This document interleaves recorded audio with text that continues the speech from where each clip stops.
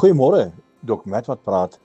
Ons is op een stadium by 'n baie deftige restaurant en die beste kosse word voorgesit met die meeste sorg wat jy aan kan dink en die kelners is so goed voorberei en die kos is smaaklik en alles is net mooi, silwerware en alles wat saamgaan.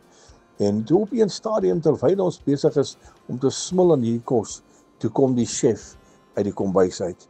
Nou ja, hy het daai wit hoed op sy kop en hy het 'n wit jas aan, maar wat vir my opvallend is dat hierdie wit jas vol sous is. Hy het sous gemors op hierdie wit jas. En ek het nogal vir myself kon dink dat so deftige plek sou hierdie ou dalk net 'n skoon jas aangetrek het voordat hy vir die mense kon vra, is alles reg? Geniet julle kos? Is dit lekker? Nou ja, hy het nie 'n skoon jas aangetrek nie. En dit het onmiddellik by my opgekom dat ons as kinders van God, ons bruilofskleed moet vlekkeloos wees. Ons bruilofskleed moet skoon wees. Want as ons voor die koning gaan verskyn, kan ons nie voor hom staan met 'n vuil kleed wat met sonde besmet is nie.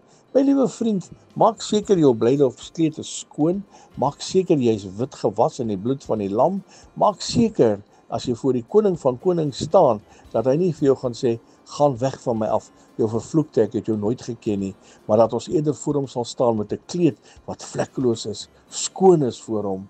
My vriend, wees skoon, leef skoon vir die koning van konings. Herlewingsgroete.